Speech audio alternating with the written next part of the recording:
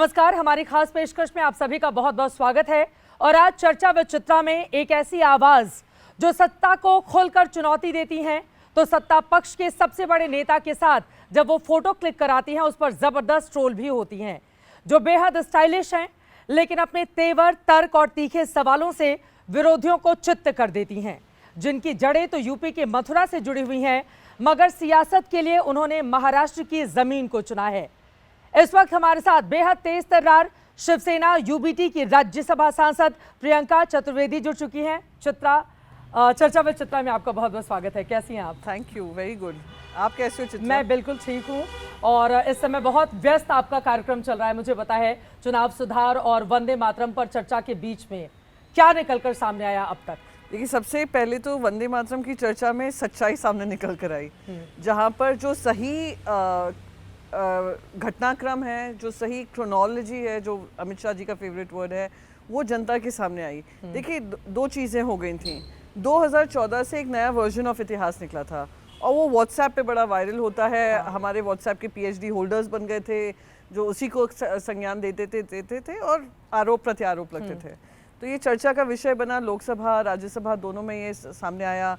और जो WhatsApp history के पीएचडी होल्डर्स हैं उसको वंदे भारत कह रहे थे, और जो सही इतिहास जानते हैं और पढ़ते हैं वो वंदे मातरम को सेलिब्रेट कर रहे थे। तो ये इम्पॉर्टेंट एक चर्चा थी। और मैंने तो कहा चेयरमैन सर से कि सर अब तो क्विट इंडिया मूवमेंट पे भी होना चाहिए, स्वतंत्रता संग्राम पे भी होना चाहिए, क्योंकि जो व्हाट्सएप से पीड़ित और प्रभावित हैं उनको ये पता होना चाहिए क्या कॉन्टेक्स्ट है। तो लेकिन वंदे मातरम पर अगर चर्चा हो रही है तो उसके लिए तो बीजेपी को श्रेय जाता है ना। वंदे मातरम के 150 साल पूरे होने पर इस बारे में खुद प्रधानमंत्री, गृह मंत्री ने कहा कि 100 साल जब पूरे हुए थे तो देखिए देश में इमरजेंसी का माहौल था, उसके बाद क्या हालात थे।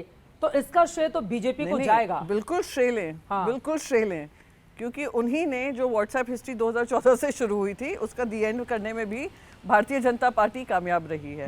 और दूसरा मैं कहूँ, वो लोग जिन्होंने वंदे मातरम बोलने से पाबंदी ये सेशन शुरू होने से पहले फिर से रिपब्लिश की हो, अपना मुंह छुपाने के लिए उन्होंने ये काम किया।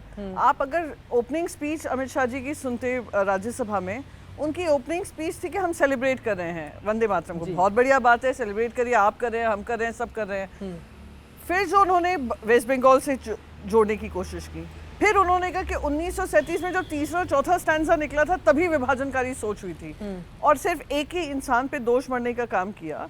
तो जब वो चीज़ें खुलासा हुई ट्रेजरी बेंचेस, ऑपोजिशन बेंचेस से, तो सच्चाई जनता के सामने आई कि क्या प्रेजेंस था बीजेपी का, क्या हिंदू महासभा का, क्या घटनाक्रम थे। और मैं एक चीज़ कहती हूँ चित्रा जी, आज देश का जो सैनिक बॉर्डर पे खड़ा रहता है, जो देश के सिपाही हमारे लिए जान देने को तैयार होते हैं, वो वंदे मातरम कहते हैं, वो ये नहीं पूछते हैं नेहरू जी ने तीसरा और चौथा स्टैंजा क्यों हटाया। वो उसमें विश्वास रखते हैं, उसी की सांस लेते हैं, उनके आत्मा का विषय है, हम सबकी आत्मा का विषय है। वो शब्द इस्तेमाल करने से ही देश में वो जो एक पेट्रियोटिज्म की जो फीलिंग है, देश के प्रति सेवा करने की जो फीलिंग है, वो कोई नहीं लेकिन आप जिन लोगों के साथ गठबंधन में हैं, उनके बहुत सारे सांसद ऐसे हैं जिनकी लिस्ट भी गृह मंत्री की ओर से शाम तक रख दी गई थी पटल पे, जो वंदे मातरम नहीं बोलते हैं। अगेन मुझे नहीं पता किसने बोला किसने नहीं बोला, खासतौर से मुस्लिम सांसद। मैं कहती हूँ अगर वो वंदे मातरम नहीं कहते हैं उसका मतलब ये नहीं है कि वो देश को प्रेम नहीं करते हैं। देश प्रेम ये नहीं है कि सिर्फ वंदे मातरम से जुड़ा हुआ। मैंने आपको कहा कि एक यूनिफाइंग कॉल था, लेकिन ये एक यूनिफाइंग कॉल में जब हम लोग 150 साल का इतिहास रहा है, जिसमें मौलाना अब्दुल कलाम आज़ाद ने भी उसको CWC के मेंबर होकर उन्होंने अडॉप्ट किया था। नेशनल सॉन्ग जब बना था कॉन्स्टिट्यूएंट असेंबली में भी बहुत मुस्लिम रिप्रेजेंटेटिव्स काफ़ी रहे होंगे। तो ये कहना कि क्योंकि कोई आज के समय पे कोई एक जन नहीं बोल रहा, दो जन नहीं बोल रहा है, does he become less of a patriot? नहीं। आज आप मुझे बताइए, वंदे मातरम का इस्तेमाल कर, जैसे आई थिंक हमारे एक सांसद ने कहा कि लोगों की दाढ़ियाँ ट्रेन में खींच ली जाती हैं, 80-80 साल के आदमी क्योंकि वो एक धर्म के आते हैं, उनको खींच कर कहते हैं आप बोलिए वंदे मातरम बोलिए। क्या वो सही है? मैं कहती हूँ जय हिंद बोलिए। एक दो घटना को क्या पूरे देश से जोड़ देना ठीक है? जैसे अभी आपने कहा एक दो एमपीज की बातों को जोड़ना पूरे देश से या विपक्ष से जोड़ना, ऐसे लोगों की कितने सांसद कितने हैं पार्लियामेंट में, लोकसभा में कितने हैं, राज्यसभा में कितने हैं? 750-800 मिलाकर है। बिल्कुल। तो उसमें 1 2 3 4 नहीं बोलते हैं, क्या वो कम देश प्रेमी हो गए? और उनको पूरे विपक्ष से जोड़ लेना ठीक है? That's my only question. मैं कहती हूँ वो जय हिंद बोलें। वो हिंदुस्तान की जय जयकार करें। लेकिन जो राष्ट्र का गीत है उसके 2 शब्द भी बोलने पर अगर आपको आपत्ति आई होगी थिंक ये तो फिर सवाल पूछे जाएंगे ना। हम तो ऐसे करें कि we are finding faults in things. Patriotism को किसी को इसमें आंकना कि कोई शब्दों का इस्तेमाल कर रहा है, वो मैं मानती हूँ गलत है। इतिहास जानना जरूरी है कि किस कॉन्टेक्स्ट में बना, क्या बना, कौन ने योगदान किया, किसने एक्सेप्ट किया, देशवासियों ने किया। मैं आपको अभी भी बता देती हूँ कि बॉर्डर पे मुसलमान भी खड़े हैं हमारे देश के बचाव के लिए, तो देश के इतिहास में उनका भी बड़ा योगदान रहा है, उनका भी बलिदान रहा है। तो आई डोंट थिंक हम इससे रिड्यूस करें कि अगर तुम बोलते हो तभी तुम देश प्रेमी हो, अगर नहीं बोलते हो तो तुम देशद्रोही हो। वंदे मातरम पर चर्चा से क्या बंगाल में फायदा होगा बीजेपी को?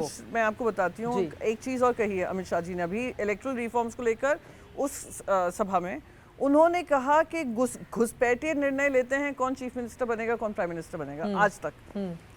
तो उसमें तो अटल बिहारी वाजपेयी जी भी शामिल थे, पर चलिए मैं उसमें नहीं जाना चाहती हूँ। ये वो सेंटिमेंट करने की कोशिश कर रहे हैं जो भारतीय जनता पार्टी को वोट करेगा वो देश प्रेमी, और जो विपक्ष के सीएम बनाएगा वो घुसपैठियों ने वोट कर दिया, यानी वो देशद्रोही। ऐसे नहीं चलता है देश।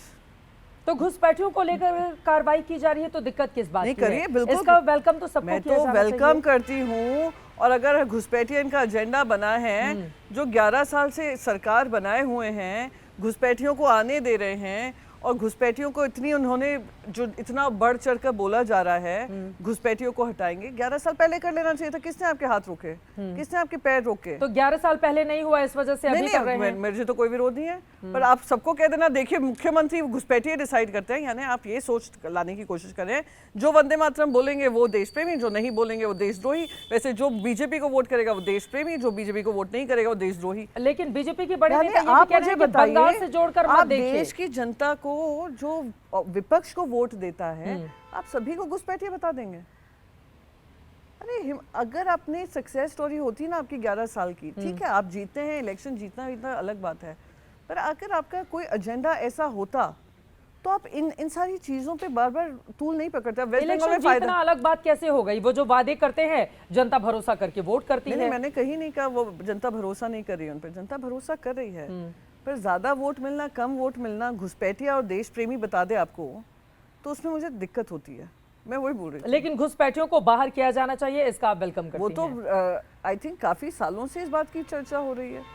मुझे आप बताइए, अभी सीएए आया जी, है ना, बांग्लादेश में इतने माइनॉरिटीज, हिंदूज माइनॉरिटी में हैं, इसी के लिए आया ना कि दूसरे देशों में जो पीड़ित होंगे हम उनको अपने देश में लेंगे। हम आपसे कहते रह गए कि बांग्लादेश से आप इसके बारे में बात करिए। स्टेटमेंट सोर्सेज बेस्ड आते थे, कोई डायरेक्ट स्टेटमेंट नहीं आया हमारे देश से, हमारे देश की सरकार से, कि जो हिंदुओं पे हो रहा है उसको आप रोकिए। कितने उसमें से हिंदू हमारे देश में आए, कितने शरणार्थी आपने लिए, बॉर्डर पे उनको भगाया जा रहा था, ये सच्चाई है। तो आप अगर ये सारी चीजें आप हटाइए उनको, जो भी ये देश का एजेंडा काफी सालों से रहा है, आज का एजेंडा नहीं है।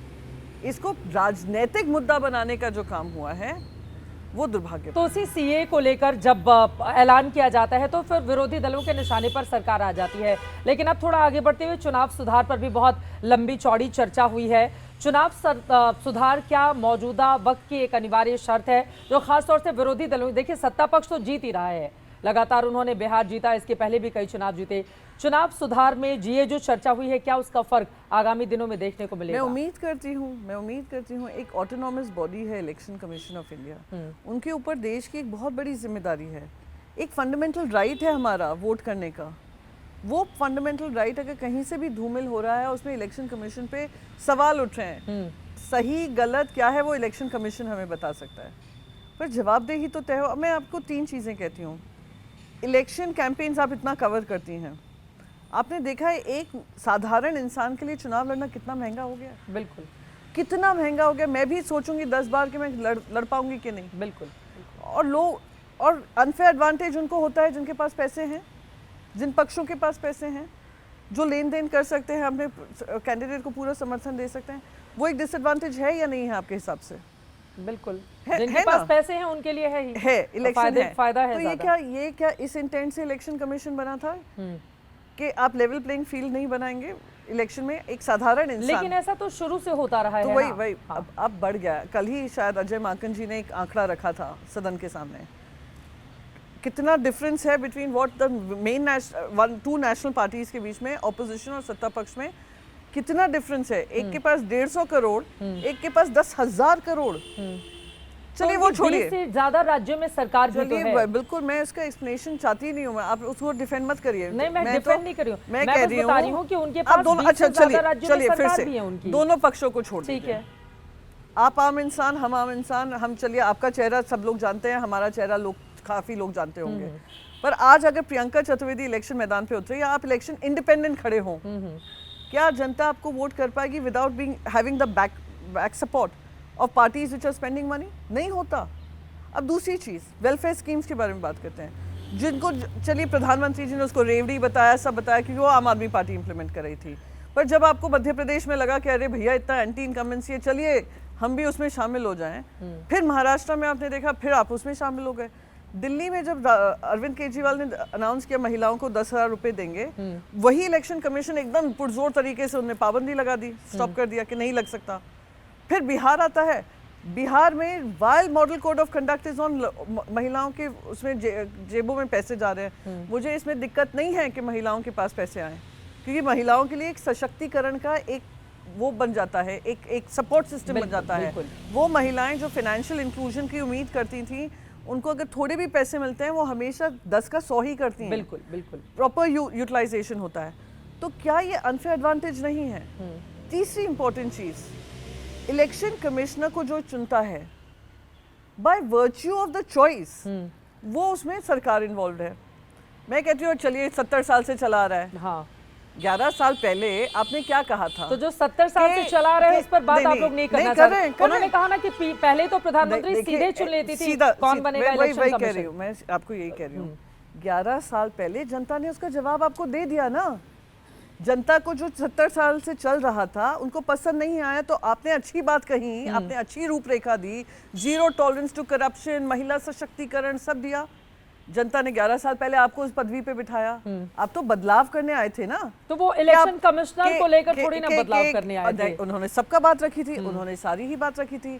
हवाई चप्पल से हवाई यात्रा की बात करने वाले आम इंसान, और बिल्कुल उनको गौरव महसूस होना चाहिए, भारतीय जनता पार्टी के हर आदमी को गौरव महसूस होना चाहिए कि जो प्रधानमंत्री कहते हैं कि उनकी इतनी हम्बल बिगनिंग्स थी, चाय से लेकर आज प्रधानमंत्री तक, बिल्कुल उस पर बिल्कुल उनको फीलिंग होनी चाहिए, फीलिंग ऑफ प्राइड। बिल्कुल। पर मेरा सवाल एक है कि आप बदलाव लाने के लिए आए थे 11 साल पहले, और फिर अगर आप वॉट अबाउट या इंदिरा गांधी जी ऐसे आती थी, या फिर इंदिरा गांधी जी ने इमरजेंसी, तो वो लोग तुलना किससे करेंगे? अगर वो अपने विकास के सांस्कृतिक राष्ट्रवाद की तुलना करेंगे तो उनको उदाहरण तो देना पड़ेगा। आपको जरूरत ही नहीं है। क्यों नहीं जरूरत है? मैं बताती हूँ। अगर हम अपने आप को बेहतर बताएं, हम अपने आप को बेहतर तभी बताएंगे ना जब बगल वाले से अपनी तुलना करेंगे। अकेले कब तक अपनी गाथा आदमी गाता रहेगा? 11 साल पहले हुई, जनता ने उसका जवाब दिया। चलिए तीसरी टर्म में भी जनता ने जवाब दिया। मैं कहती हूँ जनता ने आपको जवाब दिया।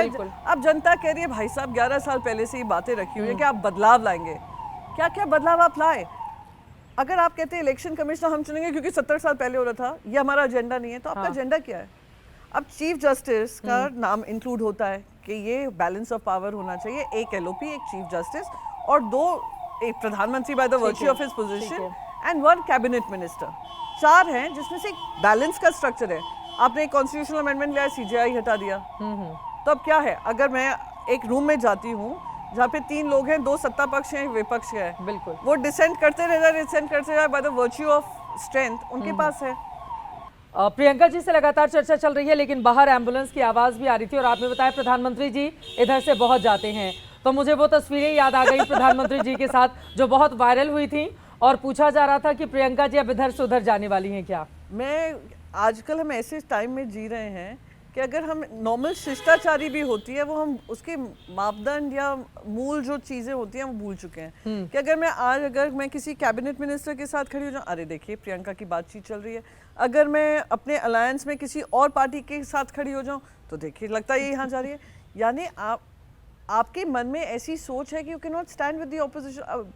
I am a member of parliament. हाँ, मैं पहली बार कभी प्रधानमंत्री से मिली हूँ। हाँ, पहली बार। मैं फॉर्मर प्राइम मिनिस्टर से जरूर मिली हूँ, डॉक्टर मनमोहन सिंह जी से मिली हूँ, और deep respect and deep affection for what he is done for the nation and his contribution. तो वो मैं मिली हूँ, बट यहाँ पे पहली बार मैं प्रधानमंत्री से मिली और मैं it became a news story. चलिए, मुझे अच्छा लगा। लोग ये कहने लगे ना कि राज्यसभा का कार्यकाल खत्म होगा तो फिर बीजेपी का सपोर्ट, क्योंकि आजकल बीजेपी की इनडायरेक्टली तारीफें भी बहुत आ रही हैं देवेंद्र फडणवीस की, खासतौर से महाराष्ट्र से। और राज ठाकरे और उद्धव जी की जो मुलाकात हुई है उसके पीछे भी बीजेपी वाले बड़े खुश हो रहे हैं इससे, क्योंकि कांग्रेस नाराज हो गई। तो बीजेपी वाले देवेंद्र फडणवीस जी की तारीफ आ रही है, हमारी पार्टी कर रही है। हाँ, मतलब इनडायरेक्टली शिंदे के ऊपर आप लोग ज्यादा कटाक्ष करते हैं, उनसे ही तो देवेंद्र फडणवीस से आराम से रहते हैं। ये बहुत सिंपल चीज है, लोगों को इतना अनुमान लगाते हैं, सिंपल चीज है। पार्टी को तोड़ने का काम किसने किया? जिनके पास सब था, सेकंड इन कमांड थे आप। और जब हमारे पार्टी लीडर की तबीयत खराब हुई और आप सब जानते थे कि क्या परिस्थिति है, क्या है, तब जाकर आपने और आपके पास 3 मिनिस्ट्री थी। तो पहले तो ये कहना, अरे मुझे कांग्रेस से दिक्कत थी, तो कांग्रेस से दिक्कत थी तो आपने ओथ ही क्यों ली थी? और कांग्रेस से दिक्कत है तो अभी लोकल बॉडी इलेक्शन में आपने कांग्रेस के साथ टाई अप कैसे कर लिया? काफी सीट्स पे जो लोकल बॉडी इलेक्शंस हुए हैं उसमें इनकी पार्टी इनके साथ खड़ी हुई है। तो आप लोगों ने फ्रेंडली फाइट की है ना अपने सहयोगियों के साथ? हमने किसके साथ की? कई ऐसी सीटें थी जिसमें अलग-अलग कांग्रेस पार्टी असेंबली इलेक्शन में हमने देखा, उसका खामियाजा भी भुगत लिया ना। यहाँ पे महाराष्ट्र में नहीं, and I am being very honest about it, Maharashtra में नहीं, बिहार में भी देखिए क्या हुआ। फ्रेंडली फाइट ये फ्रेंडली फाइट का कॉन्सेप्ट ही, अगर ये हमने 6 महीने पहले हम लोग सबने डिसाइड किया था, बातचीत चल रही थी कि कॉमन मैनिफेस्टो हो, चीफ मिनिस्टर का चेहरा हो। और मैं आपको यकीन से कह सकती हूँ चित्रा जी, अगर उद्धव जी का नाम डिक्लेयर हो चुका होता, ये परिस्थिति अलग होती। सेम अगर आप यहाँ पे देखें, अगेन बहुत सारे और रीजंस होते हैं हारने के, जीतने के, मैं उस पर नहीं जा रही हूँ, पर मैं तो बस as my own party can say as an opposition हम अपना अनुमान लगा सकते हैं क्या हो सकता है। बीजेपी का तो हमें पता ही है, आपको मैंने 2-3 चीज़ें ऐसे बताई हैं, चीफ इलेक्शन कमिश्नर का selection, right from protecting them from any kind of action, कार्रवाई से बचाने के लिए भी एक अमेंडमेंट लाया गया, वो आप एक तरफ रखिए। अपना भी तो कभी अनुमान लगाना होगा ना कि हमारी क्या। तो उद्धव ठाकरे जी का चेहरा अनाउंस नहीं हुआ, इस वजह से चुनाव में हार का सामना करना पड़ा महाराष्ट्र में। मैं अब क्योंकि मेरे पार्टी लीडर है, मैं चाहती थी उनका नाम अनाउंस हो, पर उद्धव जी ने ये भी कहा था, कांग्रेस नहीं चाहती थी। नहीं, वही साहब ने यही कहा था कि आप लोग किसी का भी चेहरा डिसाइड करो, पर एक चेहरा होना चाहिए। और सिमिलरली अगर आप बिहार की कैंपेन में भी देखिए, मैं लगातार यही कह रही थी कि क्योंकि तेजस्वी जी वहाँ पर काम कर रहे हैं, उनका नाम में अनाउंस करने में देरी नहीं होनी चाहिए। कांग्रेस क्यों नहीं सुनती है क्षेत्रीय पार्टियों की? ये आप उनसे, उनके वक्ता से पूछेगा, जब भी आपके नेक्स्ट इंटरव्यू हो, आपको बहुत मुश्किल से आपसे बातचीत होती है उनकी। नहीं, अभी तो होने लगी, अभी होने लगी है। चलो, आई एम ग्लैड। हाँ, लेकिन क्या वजह है, मतलब कांग्रेस पार्टी क्यों नहीं सुनती है? नहीं, आई डोंट। तेजस्वी के मामले में, उद्धव ठाकरे के मामले में, और भी कई मामले हैं, यूपी में अखिलेश यादव का भी मामला अभी लटका हुआ है। मुझे नहीं पता, आई डोंट नो। हम उम्मीद करेंगे कि क्योंकि इंडिया अलायंस एक अच्छे मुद्दे पे आई, प्रजातंत्र और संविधान को आगे रखते हुए, और हमने लोकसभा में देखा कि कैसे जनता ने हम पे विश्वास जताया, और हमारा जो ऑपोजिशन। ये जनता का कौन सा विश्वास है? आप लोग ऊपर के विपक्ष में ही रखती है जनता, आपके लिए विश्वास जताया जनता ने हमारे ऊपर, वो तीसरी बार सरकार बना लेते हैं, आप लोग विपक्ष में बैठ के बड़े खुश हो जाते हैं। देखिए, ऐसा है, खुशी की बात नहीं है, जिम्मेदारी मिलती है उसमें खुश होते हैं, जिम्मेदारी है। और सत्ता पक्ष विपक्ष में बहुत साल, कईयों साल तक भाजपा रही है, तो ऐसे कोई हमें ये दुख होने की बात नहीं है कि विपक्ष भी एक जिम्मेदारी है, कोई कमी नहीं है। विपक्ष की ही सबसे बड़ी भूमिका होती है कि जो कमियां इनमें हैं उसको सामने लाएं। ठीक है, जनता कह रही है वी आर बेटर ऑपोजिशन, लेकिन जनता के बीच आप उनकी कमियां, मतलब आपकी कमियां गिनाने से ज्यादा जनता जो उनकी खूबियां हैं उस पर बटन दबा रही है। बिहार में एक तरफा चुनाव, महाराष्ट्र में एक तरफा चुनाव, यूपी में 35 साल के बाद वो 2022 जीते थे, एक तरफा चुनाव, तो लगातार वो जीत रहे हैं। इससे क्या वजह मानती हैं? भारतीय जनता पार्टी अगर इतनी मजबूत बनी हुई है, क्या कारण है? मैंने तो आपको शुरू में कहा, पर आपने कहा वो बदलाव नहीं लाने आए, वो कुछ अपनी तारीफें तो करेंगे। बदलाव लाने ही आए थे 2011 में। अब देखिएगा आज तो बदलाव लेकर आए, 500 सालों के बाद राम मंदिर बनवाए लोकसभा में। 500 एक सेकेंड प्लीज, ये ना मैं आपसे बार बार सभी से रिक्वेस्ट करती हूँ, ये इतिहास 2014 से नहीं शुरू हुआ राम मंदिर का, या एल.के. अडवाणी जी की रथ यात्रा से नहीं शुरू हुआ। जो लाखों संतों ने सुप्रीम कोर्ट में, हाई कोर्ट्स में विश्वास जताते हुए जो सही बात लंबी है। लड़ाई लड़ी है ना, उनको सिर्फ बीजेपी में मत सीमित करिए। बिल्कुल सही बात है, मैं ये सहमत मेरे हूं आपसे आपकी बात पर्सनल से। रिक्वेस्ट है। मैं आपकी बात और से सहमत हूं। और मैं हमेशा से मानती हूँ कि ये हमारी देश की सबसे बड़ी जीत है। We are it's a fact कि we are a majority of Hindus. लेकिन नरेंद्र मोदी नहीं रहते तो राम मंदिर कहाँ बन पाता? ये इससे भी कैसे इनकार एक करेंगी सेकंड आप? Please allow me to complete please, क्योंकि मुझे बोलिए। देश की जनता के सामने ये कॉन्टेक्स्ट आना जरूरी है। आज देश की हम लोग जो बहुमत है कम्युनिटी रिलीजन में देखेंगे, हिंदू देश है, सेक्युलर कॉन्स्टिट्यूशन हमने अडॉप्ट किया है। ये हमारा बड़प्पन है। आई थिंक बड़प्पन लोग कहेंगे इसमें मुझे ट्रोल करने लग जाएंगे, पर मैं कहना चाहूंगी ये हमारा समावेशी सोच रहा है कि सबका सम्मान होना चाहिए। उसी के चलते जब संविधान बना और जुडिशरी को एक इम्पोर्टेंट पोजीशन दी, तो हमने कहा चलिए अब हम ये लड़ाई अपने सुप्रीम कोर्ट के माध्यम से लड़ेंगे, लीगल तौर तरीके से लड़ेंगे। लड़ाई लड़ी और उसमें बीजेपी शामिल नहीं थी, वो रथ यात्रा के बाद हुई है, तब जाकर उन्होंने इस कॉज को अप्रोप्रिएट किया। अब हाँ, आप ये कह सकते हैं कि भारतीय जनता पार्टी के टाइम पर जब वो सरकार में रहे, तब जाकर सुप्रीम कोर्ट ने एक फैसला लिया जिसका पूरा भारतीय जनता पार्टी ने अप्रोप्रिएट किया जी। अगर आप नैरेटिव्स में जाएंगे तो ठीक है ये अप्रोप्रिएशन, पर अगर आप हकीकत में जाएंगे तो ये लड़ाई उनसे ही तक ही सीमित नहीं थी, लंबी लड़ाई। सो दैट इज वन। मंदिर बना, बिल्कुल एजेंडा सिर्फ मंदिर नहीं था ना चित्रा जी, एजेंडा क्या था? महिलाओं का सम्मान। एजेंडा महिलाएं उनको वन साइडेड वोट कर रही हैं चुनाव में। क्योंकि मैं फिर से कहूंगी दैट अनफॉर्चुनेट वेलफेयर मेजर्स अगर कोई और लाता है तो आप उसको रेवड़ियां कहते हैं, इलेक्शन कमीशन हावी हो जाता है, और वो लाते हैं तो मॉडल कोड ऑफ कंडक्ट को दुरुपयोग कर एक तरफ रखकर आप अपना एजेंडा चलाते रहते हैं। इलेक्शन कमीशन कुछ उस पर नहीं बोलता है। तो वो कमियां मैंने आपको गिनाई है। हाँ, महिलाएं वोट कर रही होंगी, महिलाओं का विश्वास है। मैं again I am not challenging that, but you can not से ये राम मंदिर उन्होंने बना दिया तो उनका सारी जिम्मेदारी खत्म, तो अब वो वॉट अबाउटरी करते रहेंगे। भगवान श्री राम का शासन भी जो था, जो अटल बिहारी वाजपेयी जी ने याद दिलाया था, राम राज्य। राम राज्य में क्या आपने 2014 में यही तो वादे किए थे, राम राज्य आएगा। चाहे पाकिस्तान को दिखाना हो, चाइना को दिखाना हो, पाकिस्तान को दिखाया तो किसानों को दुगनी होते थे, आप किसानों को दुगनी इनकम करनी हो, महिलाओं को सम्मान देना हो। अभी भी महिलाओं के सशक्तिकरण की बात करने वाले महिलाओं का 2029 का एक बिल लाने वाले जिसको सर्व सहमति से हमने पास किया। महिलाओं के लिए आरक्षण तो बीजेपी ही लेकर आई। एक सेकंड संसद में, एक सेकंड 2029 के लिए लाई है। उस बीच में कितने असेंबली चुनाव हुए हैं? आप मुझे कांग्रेस तो छोड़िए, कांग्रेस तो विश्वास ही नहीं रखती थी 2014 से, तो सिर्फ बीजेपी ने विश्वास रखा ना। आप मुझे बताइए, इतने स्टेट इलेक्शंस हुए हैं, महाराष्ट्र हुआ, बिहार हुआ, दिल्ली हुआ, और पता नहीं बीच में अगर मैं कोई भूल रही हूँ, उसमें कितना 33% था महिलाओं का रिप्रेजेंटेशन? नहीं था। तो नैरेटिव एक होता है, हकीकत कुछ और होती है। लेकिन अब लागू हो गया है ना, अब इसके बाद जो भी चुनाव होंगे उसमें 33% आरक्षण नहीं। चित्रा जी, क्या है, पहले सेंसस होगा 2027 में, फिर वो डीलिमिटेशन करेंगे। डीलिमिटेशन का विरोध ऑलरेडी साउथ इंडियन स्टेट्स कर रहे हैं, and for very good reasons कि पॉपुलेशन के अनुसार कॉन्स्टिट्यूंसीज नहीं तय हो सकती हैं, क्योंकि उन्होंने पॉपुलेशन कंट्रोल किया। यहाँ पे पॉपुलेशन कंट्रोल में कमी हुई है तो अनफेयर एडवांटेज मिलेगा just by the virtue of population.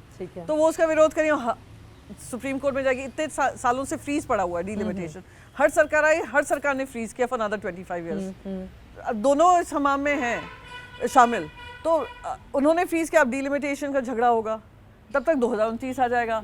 आपने बस ये कहा है 540 से जब हम 800 सीट कर देंगे तब महिलाओं की 33% हम लेंगे। हाथ में जो था वो तो इन्होंने कर दिखाया ना। नहीं सर, अगेन चित्रा जी, मैं फिर से कहूंगी, आप जाइए वो टाइम पे जब राजीव गांधी जी का एक पैशन था कि लोकल बॉडीज में महिलाओं को आरक्षण मिलना चाहिए।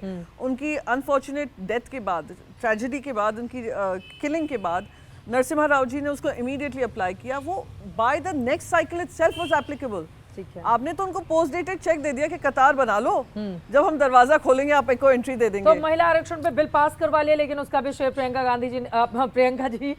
चतुर्वेदी जी नहीं देना चाहेंगी। मैं तो प्रियंका गांधी वाले सुर में ला रही हैं, दोनों प्रियंका एक जैसी। मैंने तो स्पीच में भी कहा था कि आपने तो क्यू में खड़ा कर दिया हमें, फिर से महिलाओं को दिखा दिया, देखिए हमने आपका रिजर्वेशन पास कर लिया ना। सेंसस हो रहा है, 27 पे तक ताला है, 27 और 29 में कितना समय है?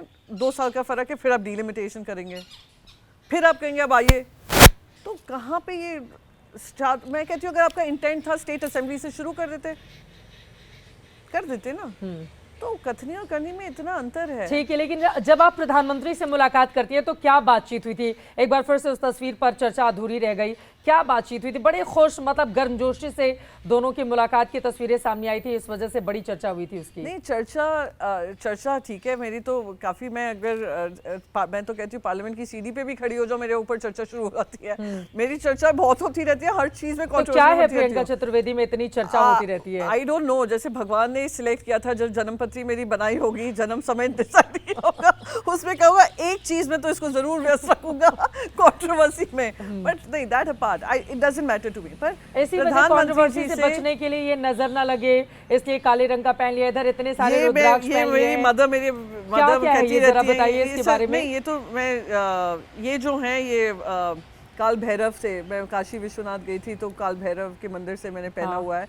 मुझे एक पंडित ने कहा था कि ये तुम जरूर पहने रहा करो। अच्छा, जरा दिखा दीजिए कैमरे पर आप थोड़ा। प्लीज देखिए, प्लीज देखिए। हाँ ठीक है। सो ये तो मैं पहने ही रहती हूँ। और ये मैं बगलामुखी टेम्पल है, मैं हिमाचल गई थी तो मुझे उन्होंने पहनाया था वहाँ पर। तो ये है, ये भी काशी विश्वनाथ से ही है। तो यहाँ रुद्राक्ष तो मैं बहुत सालों से पहन रही हूँ। जब मुझे शंकराचार्य जी ने दिया था, उनका निधन हो चुका स्वरूपानंद जी का, पर उन्होंने मुझे दिया था, तब से मेरे हाथ में है। कि इतने विवादों में रहती है, थोड़ा बचाने के उपाय बता दीजिए मुझे। नहीं, आई थिंक ये भी हो सकता है, बहुत सारी बेवजह की कंट्रोवर्सी से बचाते हो, पर कंट्रोवर्सीज रहती हैं।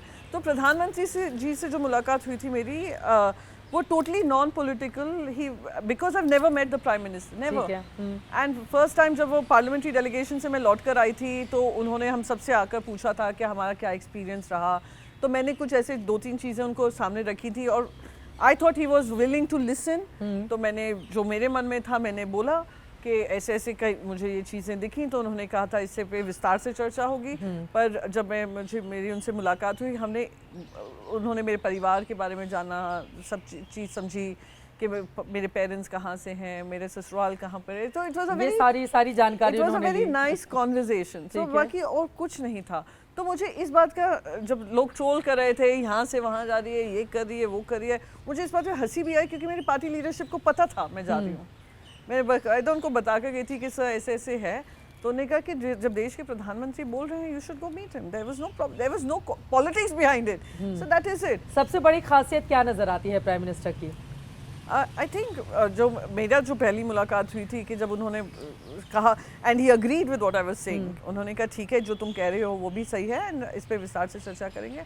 और जब मैं उनसे मिली भी तो वो काफ़ी ध्यान देकर सुन रहे थे। अब पता नहीं इन टर्म्स ऑफ एक्शन कुछ ऐसा वो नहीं है, but the ability to understand the cultural differences, कि क्या क्या डिफरेंसेस होते हैं, कि गुजरात की क्या है, उत्तर प्रदेश कैसे है, महाराष्ट्र में क्या है, वो क्योंकि उनकी ग्रास्प है, कम्युनिकेशन है, दैट आई वुड से कि is something which probably attracts a lot of people to him. ठीक है, ये तो प्रधानमंत्री से चर्चा की बात हो गई, लेकिन जब जया बच्चन जी आपको टोकती हैं, वो भी बहुत चर्चा, और आजकल जया जी तो अलग अलग वजहों से बहुत सुर्खियों में है।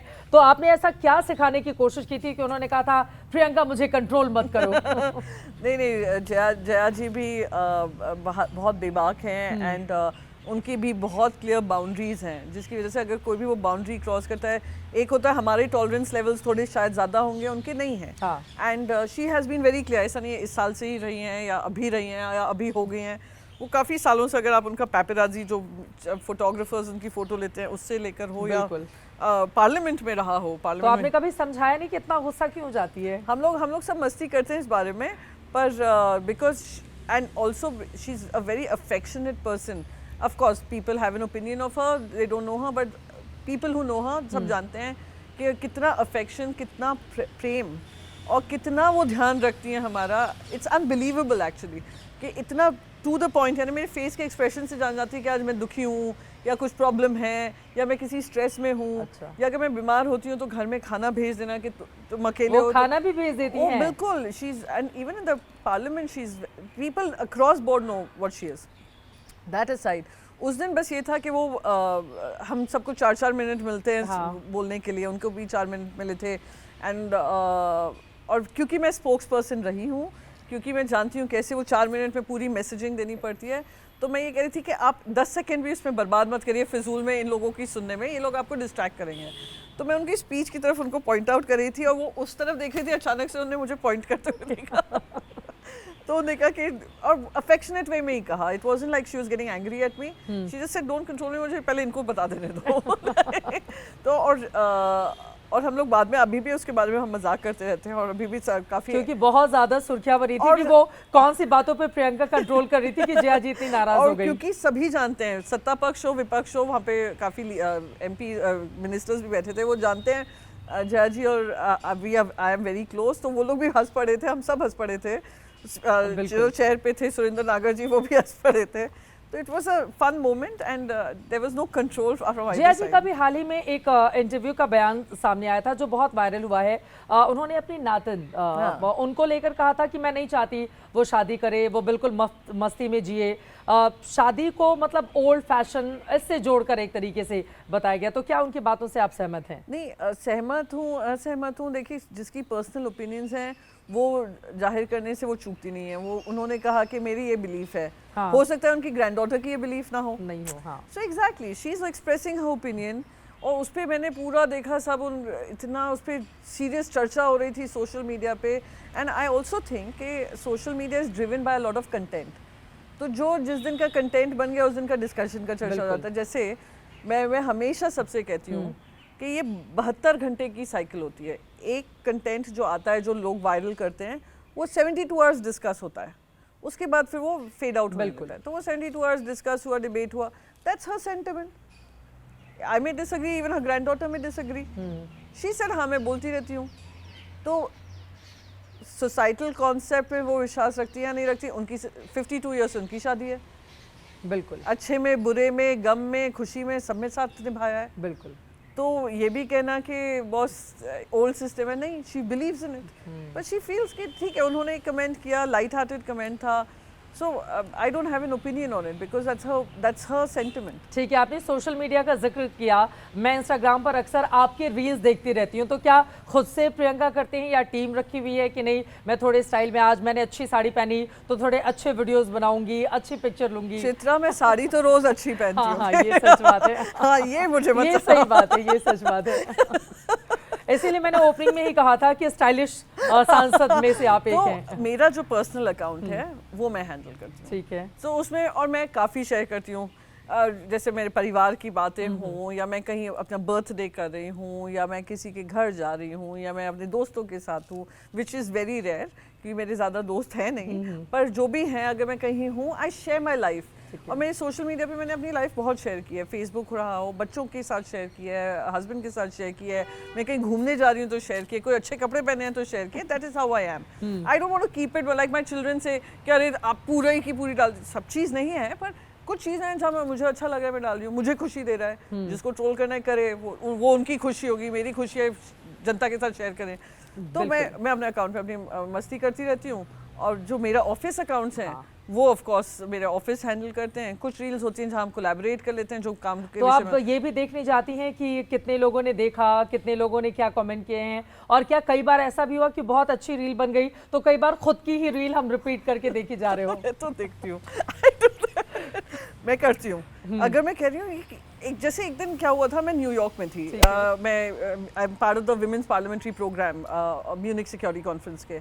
तो वहाँ से दुनिया भर की जो महिलाएं सिलेक्ट होती हैं उस प्रोग्राम के लिए, वो वंस इन अ ईयर या तो वॉशिंगटन में मिलते हैं या न्यूयॉर्क में मिलते हैं। तो मैं न्यूयॉर्क गई थी, तो जहाँ पे हमारा डिनर था वो डिनर सेटिंग बड़ी ही ब्यूटीफुल थी। तो मैंने एक one of women MPs from Estonia, मैंने उनसे कहा मेरी फ़ोटो ले ले, बैकड्रॉप बहुत अच्छा है। वो मैंने फ़ोटो डाल दी और अच्छा सा म्यूजिक उसके साथ लगा दिया। It had 1 million hits. I'm like 1 second, and then I kept looking at that photo. उसमें था क्या ऐसा? या तो गाना मैंने अच्छा सिलेक्ट किया, या हो सकता है I'm looking decently good. तो 1 million. तो yeah, sometimes I do repeatedly watch to understand कि made this a hit, right? So now it has reached 2 million views. I think प्रधानमंत्री के साथ वो 4.3 million views हैं. So sometimes I wonder what made it click for me, and that's why I keep watching it. Wonder not that I'm self-obsessed, but yeah, it's okay to be slightly self-obsessed. ठीक है, अभी Australia में लेकिन मतलब ये तो हो गई कि रील्स की बात, और आजकल हमने देखा भी है कि कुछ रील्स बहुत ही ज़्यादा वायरल हो जाती है. आपके खुद मैं देखती हूँ बहुत सारे रील्स इंस्टाग्राम के. लेकिन अभी ऑस्ट्रेलिया में 16 साल से कम उम्र के बच्चों के लिए बैन कर दिया गया सोशल मीडिया. क्या हमारे देश में भी ऐसा होना चाहिए? नहीं, I totally disagree with what they are doing. ये मैं डिसएग्री करती हूँ. कुछ भी चीज़ जो बैन होती है वो ज़्यादा इंटरेस्टिंग बन जाती है फिर. और ऐसा नहीं है कि लोग आप उस बैन को इम्प्लीमेंट कर. I can't speak about Australia, but I can definitely speak about India. कि कुछ भी चीज़ आप बैन करने की कोशिश करते हैं, वो लोग का इंटरेस्ट उसमें और बढ़ता है, और they find ways and means. जैसे हम कहते हैं ना, हम एक जुगाड़ू देश है, उस तरह हम जुगाड़ भी लगाने लगते हैं कि कैसे अब अगर हमें रोका गया इस काम को करने के लिए, हम करेंगे. ये बच्चों के साथ भी होता है कि अगर मम्मी कह रही है ये बात गलत है, तो अब हम ट्राई कर कर देखेंगे ये गलत है या सही है, या मम्मी हमें डराने की कोशिश करी. ये हर चीज़ जहाँ पे भी कोई ऑर्डर इम्प्लीमेंट करने की कोशिश करो इस तरीके का, वो प्रॉब्लमेटिक है. मतलब वो भारत में नहीं चलेगा? वो भारत में चल ही नहीं सकता, क्योंकि हमारे पास इम्प्लीमेंटेशन कैपेसिटी नहीं है. ज़्यादा पॉपुलेशन है, संख्या ज़्यादा है, युवा पॉपुलेशन बहुत है. तो वो आई द बेस्ट. जैसे मैं आपको एक और चीज़ बताती हूँ. मेरा एक फीडबैक था जब ऑपरेशन सिंदूर के समय पे इतना दूसरे देशों से मिस इन्फॉर्मेशन आ रहा था, डिसइन्फॉर्मेशन हो रहा था, फेक नैरेटिव्स चल रहे थे. बिल्कुल. तो हमारी जो आईटी मिनिस्ट्री थी लगातार इस अकाउंट को बैन करो, इस अकाउंट को बैन करो, रॉयटर्स को बैन कर दिया, इसको बैन कर दिया. तो मैंने जाकर ये ज़रूर, क्योंकि मैं कमेटी में हूँ, मैंने मंत्री जी को अपनी तरफ से ये सुझाव दिया था कि मंत्री जी, आप देश में तो रोक सकते हैं, पर ये अकाउंट दुनिया भर में है. अब दुनिया में कहीं भी अगर कोई इंडियन ट्रैवल कर रहा होगा, वो पढ़ पा रहा है. सो आप देश को क्यों इंसुलेट करें? आपको एक मैकेनिज्म बनाना पड़ेगा to how to fight back this misinformation. एक क्रैक टीम बना कर रखिए. But nothing was learned. जब तेजस एयर क्रैश हुआ दुबई में, क्या देखा हमने? आर्मेनिया ने हमारी डील कैंसिल करी, क्योंकि ये पूरा का पूरा डिसइन्फॉर्मेशन कारोबार शुरू हो गया. बिल्कुल. So my problem is just this कि किसी चीज़ को बैन नहीं करिए, एडुकेट करिए, एक इम्प्लीमेंट ऐसे करिए कि एल्गोरिदम में अकाउंटेबिलिटी लाइए. आप मेटा इन सबको बोलिए कि अकाउंटेबल रहें. कौन सी चीज़ सामने आ रही है बच्चों के सामने, उस पे एल्गोरिदम शेयर करें. बिल्कुल. डिस्करेज करें, पेरेंट्स को इन्वॉल्व करें, बच्चों को कहें कि खुलकर बताएं उनकी क्या दिक्कतें हैं. अगर if they are getting brutally trolled on social media, then counsel them. If they are living by the value judgement of someone else, like I tell my daughter, मैं जैसे आपने कहा आप अपने कमेंट्स पढ़ती हैं, तो कितनी बार मेरी बेटी के साथ मैं बैठकर अपने वो कमेंट्स पढ़ती हूँ, स्पेशली वो जो एकदम गंदे इन कंटेंट होते हैं, where they're cursing me or they're saying nasty things. क्योंकि मैं कहती हूँ उनका जो जजमेंट है मेरे बारे में, वो हमारी हकीकत नहीं है ना बेटा. बिल्कुल. तो ये कॉन्फिडेंस होना चाहिए कि जो ये बोल रहे हैं ये उनका ओपिनियन हो सकता है, ये मेरी हकीकत नहीं है. अच्छा, ये बता दें, फैमिली की आपने बात की, राज्यसभा सांसद होने के साथ साथ फैमिली की जिम्मेदारी को कैसे, अगर एक महिला होने के नाते मैं पूछूं, क्या कभी ऐसा लगता है कि मैं कम समय दे पाती हूँ, शेयर नहीं कर पाती हूँ? क्या ये चीज़ें रहती हैं? हर समय लगता है कि मैं अगर मैं थोड़ा ये और समय वहीं पे दे देती. जैसे जब दिल्ली आती हूँ 20-20, 25-25 दिन यहाँ पे रहती हूँ. लोग वीकेंड्स पे चले जाते हैं, पर मैं सब मुंबई में रहते हैं वहाँ पे. हाँ, वो सब क्योंकि वो बच्चे थोड़े बड़े थे, उन्होंने कहा हमें दिल्ली में पूरा अपने आप को अप्रूव करके हम नहीं आना चाहते हैं. और मेरा भी काम ज़्यादा मुंबई महाराष्ट्र में ही रहता है. सो हमेशा लगता है जब मैं ट्रैवल, लास्ट ईयर मेरा इतना एक्सटेंसिव दौरे रहे हैं इंटरनेशनल कि मैं बहुत कम समय दे पाई हूँ. So but my children thankfully are used to it. But as a mother हमेशा वो गिल्ट रहती है. पर अच्छा है, भगवान ने इतनी तो कृपा की है कि बच्चे समझदार हैं, they understand the mother's problems, और कभी भी उनको लगता है कि कोई वो खुद किसी टेंशन से जूझ रहे हैं, they are very open to me, whether it's my son और my daughter, they come and express everything. अगर थोड़ा उनको डिप्रेशन भी हो रहा है या कुछ दुख भी है, कुछ प्रॉब्लम भी है, they come and share everything of their life with me. क्योंकि अक्सर हमने देखा है हमारे समाज की और देश की बहुत सारी महिलाएं एक समय के बाद इस गिल्ट में वो अपनी जॉब छोड़ देती हैं, वो काम नहीं करना चाहती हैं क्योंकि वो अपने बच्चों को समय नहीं दे पाना चाहती. तो आप उसको मैनेज करें बजाय इसके कि उसको छोड़ने के. हाँ, नहीं बिल्कुल, आई कांट. मेरे बच्चे भी अब कहते हैं, अब तो बड़े हो गए हैं, इतना उनको मेरी ज़रूरत नहीं है. पर जब मेरी बेटी मुझे याद है 2 साल की थी, तब मैं राजनीति में शुरुआत की, चित्रा जी. और मैं देश भर में, क्योंकि जब नेशनल रोल मिला तो मैं देश भर में घूमती थी, महीनों तक नहीं रहती थी. मुझे ये भी याद है एक बार वो निमोनिया का उसको इतना बुरा उसके साइड इफ़ेक्ट्स हुए थे कि she was hospitalised for several days on and. और उस बीच में मुझे अपना कर्नाटका में, उस समय जब कांग्रेस में थी, कर्नाटका की जिम्मेदारी मिली होती थी, मैं वहाँ पे रहती थी, मेरे हस्बैंड यहाँ पे मैनेज कर होते थे। So we I seen those phase also, and even when I look back, अभी भी जैसे मैं यहाँ पे बैठी हूँ, मैं सोचती हूँ अभी तो वो बड़ी हो गई है नहीं है, पर उस समय पे वो बच्ची को अगर माँ की ज़रूरत थी, मैं थी नहीं उस समय पर, तो वो बहुत मुझे खलता है, and I am being very honest about it. पर कुछ चीज़ें होती हैं, वे आपके बच्चों का भी, बच्चे भी आपके तब सम्मान करते हैं जब आप वो देखते हैं कि माँ is hustling, struggling, working, independent. बिल्कुल। So they also respect you more. So this is my feeling. So I balance it. Husband has been cooperative. तो हो जाता है। हाँ। ये अच्छी बात है। अब चलते चलते आखिरी के समय कम है हमारे पास और आपको भी जाना है। चलते चलते आखिरी के 2-3 सवाल और महाराष्ट्र की सियासत से लगातार आप लोगों की ओर से आग लगाया जा रहा है ये कहते हुए कि शिंदे के जो विधायक हैं वो भारतीय जनता पार्टी में शामिल हो जाएंगे। आग हम नहीं लगा रहे हैं। देखिए, जो गद्दारी पे बनते हैं उनके साथ भी गद्दारी होती है, ये हमेशा याद रखेगा। जिन्होंने एक पार्टी के साथ गलत कर अपनी पक्ष बनाया हो, वो लोग जो साथ में गए थे वो किसी इस बिलीफ में नहीं गए थे कि हम कोई आइडियोलॉजी बनने जा रहे हैं, कुछ करने जा रहे हैं। वो उस समय पे एक उनको अपॉर्चुनिटी उस समय पे दिखी, उन्होंने फ्लिप ओवर किया। अगर उनको कहीं भी लगेगा ये कम हो रहे हैं, इनका importance, they will not hesitate. ये तो आपकी जलन हो गई ना कि शिंदे जी देखिए डिप्टी सीएम होके बने हुए हैं और जलन के मारे अब उद्धव ठाकरे की पार्टी कह रही है कि इनके विधायक टूट जाएंगे। जलन नहीं है, जलन नहीं, ये ना लाइफ का उसूल है चित्रा जी। अगर आप भागवत गीता भी पढ़ लेंगे आपको वही आएगा। इसमें कोई राजनीति है ही नहीं। तो आपको लग रहा है टूट जाएगी शिंदे की? मुझे कुछ नहीं लग रहा। मैं आपको बस एक कॉन्सेप्ट दे रही हूँ कि जो लोग एक बार कर सकते हैं वो बार कर सकते हैं ना। तो हो सकता है, I don't want to get into it कि क्या है, हमारी तरफ से आग नहीं लग रही है, ये आग और खुसफुसाहट वहीं से हो रही है। तो आप लोग अब अगर शिंदे जी बार बार भागकर अमित शाह जी से आकर सलाह ले रहे हैं कि मैं क्या करूं, तो आप समझ सकते हैं ना स्क्रिप्ट राइटर, डायरेक्टर, राइटर कौन है? कौन है आप बताइए। अगर दिल्ली आना हो रहा है डिप्यूटी सीएम को बार बार और कंप्लेन करनी पड़ रही है, तो कौन स्क्रिप्ट लिख रहा है? क्या वो देवेंद्र फडणवीस की कंप्लेन लेकर आ रहे हैं, आप ये कहना चाह रही हैं? मुझे नहीं पता किसकी कंप्लेन ला रहे हैं। मैं इतनी तो ज्ञानी हूँ नहीं, और ना मैं इतनी सीनियर हूँ कि मुख्यमंत्री और उप मुख्यमंत्री और गृह मंत्री में क्या चर्चा चल रही है वो मैं बता सकूं। मैं तो simple member of parliament, come to do some simple work. और जब उसमें हम ये देखते हैं कि जो जनता की से जुड़े हुए मुद्दे डिस्कस नहीं हो रहे, अपना सीट बचाने के चर्चे हो रहे हैं, तो हम थोड़ा। उधर विरोधी दल ये कह रहे हैं कि डूबती नैया को पार लगाने के लिए उद्धव ठाकरे को राज ठाकरे का सहारा। डूबती नैया, देखिए ऐसा है, जब शायद भाजपा ने भी ये सुना होगा, जब 2 MP की पार्टी थी, कोई राज्य में सरकारें नहीं थी। राजनीति में कोई डूबता नहीं है। अब कुछ साल पहले, मैं आपको बहुत रीसेंट उदाहरण देती हूँ, कुछ साल पहले everybody road of Chirag Paswan ji, उनकी पार्टी किसने की थी बदमाशी उनके साथ? उन्हीं के अलायंस ने, बीजेपी ने उनकी पार्टी को तोड़ा, जैसे हमारी पार्टी को तोड़ा। उनके चाचा ने तोड़ा, बीजेपी ने तोड़ा, सब जानते हैं किसने तोड़ा, पर मैं उसमें जाना नहीं चाहूंगी। चलिए, उनके चाचा जी ने तोड़ा, मैं ये मान लूं चाचा जी ने तोड़ा, पार्टी टूटी। अब वो तो अपने आप को मोदी जी का हनुमान बताते हैं, उनका हाल का बयान है, मैं तो रह नहीं सकता प्रधानमंत्री के बगैर। नहीं रह सकते, बहुत प्रेम है, अटूट प्रेम बना रहे।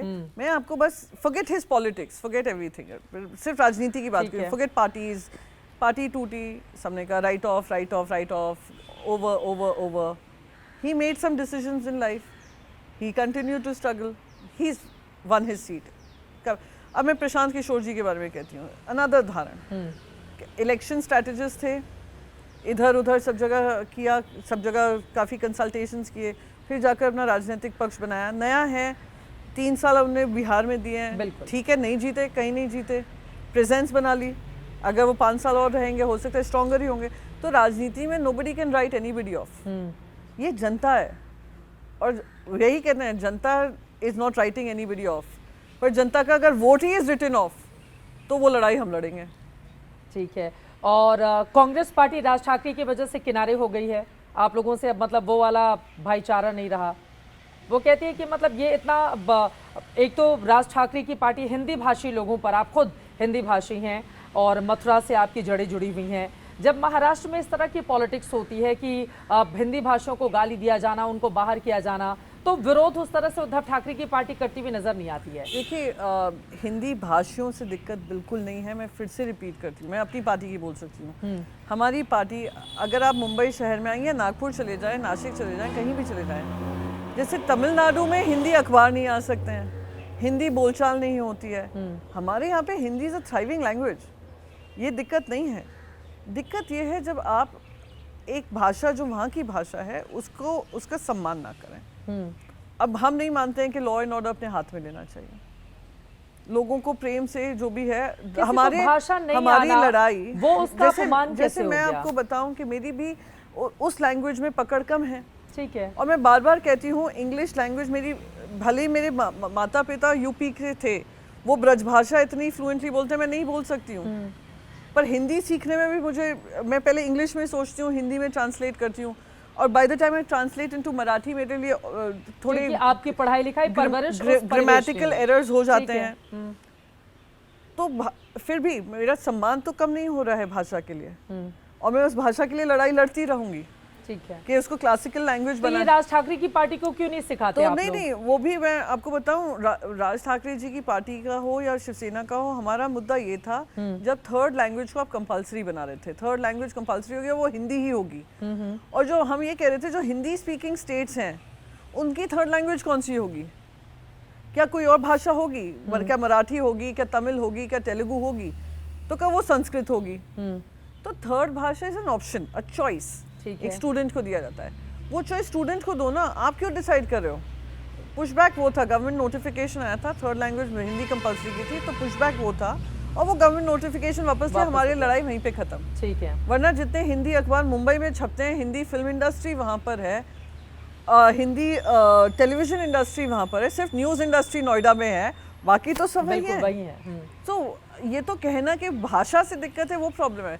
भाषा का, दूसरी भाषा का सम्मान ना करना, बिल्कुल वो प्रॉब्लम। यकीनन, और वो लड़ाई जो अभी लड़ी जा रही है उसको लेकर प्रियंका चतुर्वेदी, आपकी पार्टी को अभी और ज्यादा आगे बढ़ना होगा। एक लड़ाई तो ये होगी कि अपनी ताकत को बढ़ाई जाए, क्योंकि आपके सामने भारतीय जनता पार्टी जैसी बड़ी पार्टी है, और वहीं दूसरी तरफ आपको ये भी बताते चले कि तमाम और भी मुद्दे हैं जिस पर देश की संसद के भीतर अपनी लड़ाई को प्रियंका चतुर्वेदी कैसे आगे बढ़ाएंगे, इस पर हमारी नजर रहेगी। बहुत धन्यवाद चर्चा विद चित्रा का हिस्सा बनने के लिए। Thank you Chitra. इसी के साथ दीजिए इजाजत। देश और दुनिया की तमाम खबरों के लिए आप देखते रहिए एबीपी न्यूज।